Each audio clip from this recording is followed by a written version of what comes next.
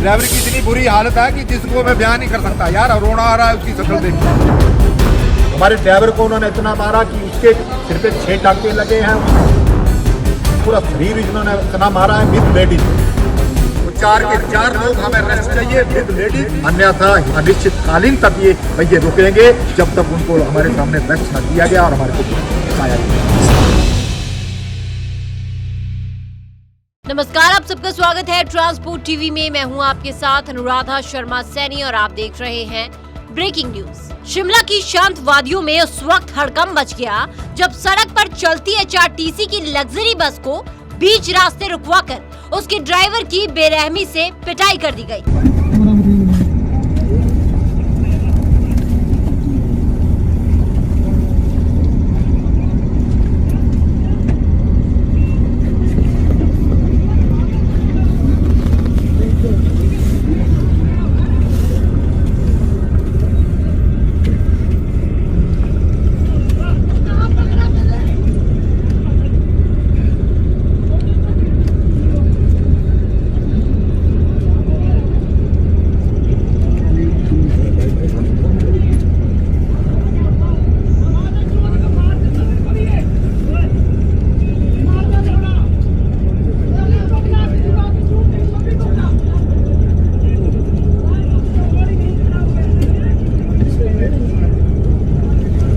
सोचिए, सुबह का वक्त, पहाड़ों पर दौड़ती एक लग्जरी बस में करीब 40 यात्री सवार और तभी अचानक कुछ लोग फिल्मी अंदाज में बस को बीच सड़क पर रुकवाते हैं। चालक को कॉलर पकड़कर नीचे खींचते हैं और फिर शुरू होती है बेरहमी से पिटाई। रविवार सुबह करीब 5 बजे एचआरटीसी की दिल्ली से रोडो जा रही लग्जरी बस अपने तय रूट पर आगे बढ़ रही थी। बस ड्राइवर राजेंद्र सिंह के मुताबिक रास्ते में हरियाणा नंबर की एक गाड़ी को ओवरटेक किया।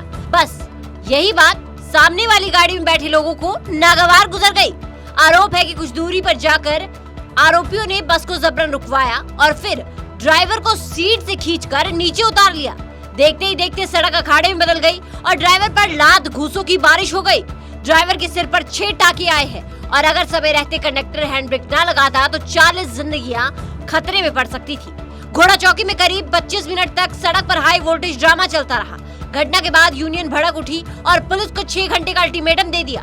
सुबह से ही कर्मचारी प्रदर्शन पर उतर आए और पुलिस को साफ चेतावनी दी गई कि अगर आरोपियों की गिरफ्तारी नहीं हुई तो आंदोलन और तेज होगा। आज सुबह हमारी वॉल्वो बस जो दिल्ली से शाम को शिमला रोड की रूट पे आई और उस गाड़ी को हमारी वॉल्वो बस में ड्राइवर ने कहीं ओवरटेक किया होगा। उन गाड़ियों को ओवरटेक करना, रोड पे चलना है, जो चलेगा नहीं तो रोड ओवरटेक तो करेगा। स्कॉर्पियो वाले ने 2 गाड़ियां थी, एक वेगनार और स्कॉर्पियो, उन्होंने आके हमारे गाड़ी बिल्कुल आराम से चला, गाड़ी के आगे गाड़ी लगाई और हमारे ड्राइवर को सीट से बैठे सीट से खींच के फेंक दिया। ये तो मैं धन्यवाद करना चाहूँगा कि हमारे कंडक्टर ने हैंड ब्रेक लगा दी, नहीं तो बस चढ़ाई थी। घोड़ा चौकी महिंद्रा कंपनी के सामने की बात है, 40-42 सवारियाँ उसमें थी, वो 42 नाले में चली जाती, कोई बड़ी दुर्घटना हो। हमारे ड्राइवर को उन्होंने इतना मारा कि उसके सिर पे 6 टांके लगे हैं, उसके नाक में चोटें हैं, पूरा शरीर इन्होंने इतना मारा है विद लेडीज। उसके बाद वो स्कॉर्पियो वाला लेडीज को लेके 5:30 बजे बालूगंज थाने को फोन करता है और फोन करके ये कंप्लेंट लगाता है कि मेरे भाई को मार रहे हैं। लेकिन बड़े दुख के साथ कहना चाहूँगा कि 5:30 बजे का बंदा फरार हुआ है, अभी तक इनको पकड़ में नहीं आया। अब आनन फानन में बोला जा रहा है, धरातल पे काम करना पड़ेगा। मैं पुलिस डिपार्टमेंट को भी कहना चाहूँगा और बड़े दुख के साथ कहना चाहता हूँ कि हिमाचल सरकार ने जहाँ हमारे पोलिंग बूथ है उनको हायर करके रखा है कि वो वहाँ कैमरे लगाएं। वो कैमरे लगाने वाले हैं इनके ही आदमी है, इन्होंने उनको हायर किया, उनको ठेका दिया हुआ है। मैं पूछना चाहता हूँ सरकार और प्रबंधन और शासन प्रशासन से और चुनाव आयोग से, क्या ऐसे गुंडा लोगों को आप ठेके देते हैं कि वो हिमाचल में आके हिमाचल के लोगों को मारें, जान से खत्म कर दें और उनको आप शह दें? सुबह से वो आदमी ठोक में पहुंच गया है लेडीज को लेके और पुलिस अभी तक उसको नहीं बुला पाई। हमने कोऑपरेट किया है। हम इस प्रदेश में ऐसा नहीं फैलाना चाहते, हम इस प्रदेश में कोई अनहोनी बातें नहीं करना चाहते, इस प्रदेश को हम खराब नहीं करना चाहते। हमने 5:30 बजे से लेके 12 बजे तक पुलिस को कोऑपरेट किया है, चाहे वो हॉस्पिटल में की बात हो, चाहे थाने की। 20 आदमी इनके पीछे लगे, लेकिन हमारे को बेवकूफ़ समझ के रखा है कि अभी हम उनको अरेस्ट कर रहे हैं। अभी वो ठोक में हमने पकड़ लिए। इस तरीके से काम चलेगा? हमारे ड्राइवर को मारा है वो कुछ नहीं है, तो मैं प्रशासन से, शासन से, चुनाव आयोग से निवेदन करना चाहूँगा कि प्लीज़ ऐसे लोगों को आप शह ना दें। पहले एक ऑर्डर निकालेंगे कि जो भी टूरिस्ट आता है, शराब पीता है, चिट्टा खाता है, जो भी खाता है, उसको कुछ नहीं बोलना है। पुलिस वालों को डायरेक्शन दी गई, इसको पकड़ के होटल में सुला के आओ। कि कौन से कानून आप हिमाचल के लोगों के ऊपर थोप रहे? हिमाचल के लोगों को मरवाने के लिए टूरिस्टों को बुलाया जा रहा है। बड़े दुख के साथ कहना चाहता, अभी तक कोई कार्रवाई नहीं हुई।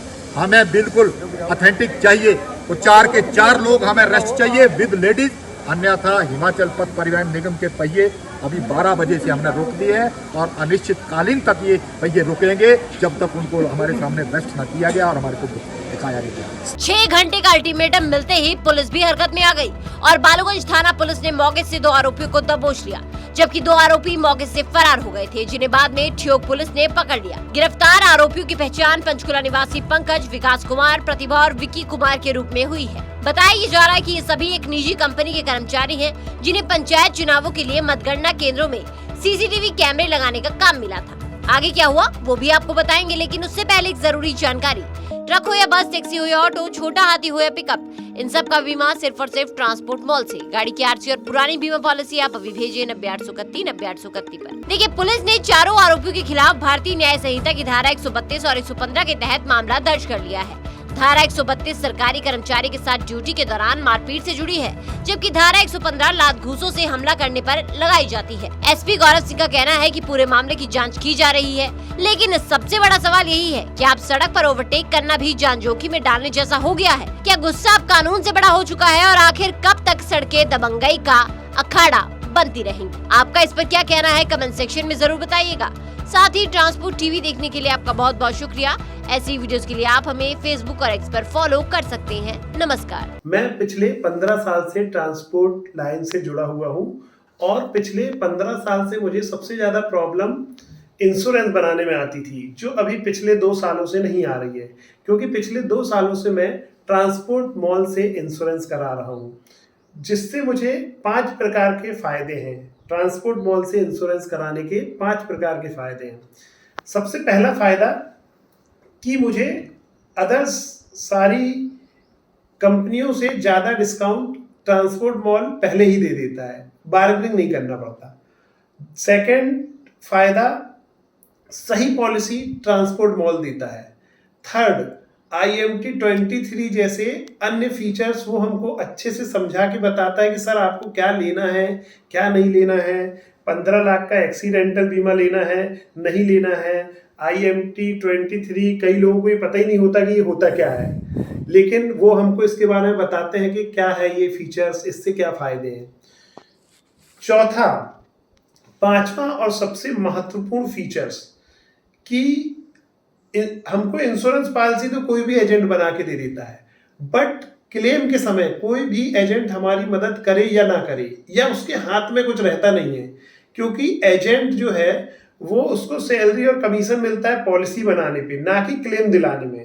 तो उसका कोई भी रोल नहीं रहता है क्लेम दिलाने में। तो सबसे महत्वपूर्ण ये है कि क्लेम आने के बाद ट्रांसपोर्ट मॉल हमारे को क्लेम दिलाने में मदद करता है, हर टाइप का सपोर्ट करता है कि हमारा क्लेम सेटल हो। अगर कोई प्रॉब्लम भी आती है तो ट्रांसपोर्ट मॉल हमारे साथ मिलके उस पर वर्क करता है।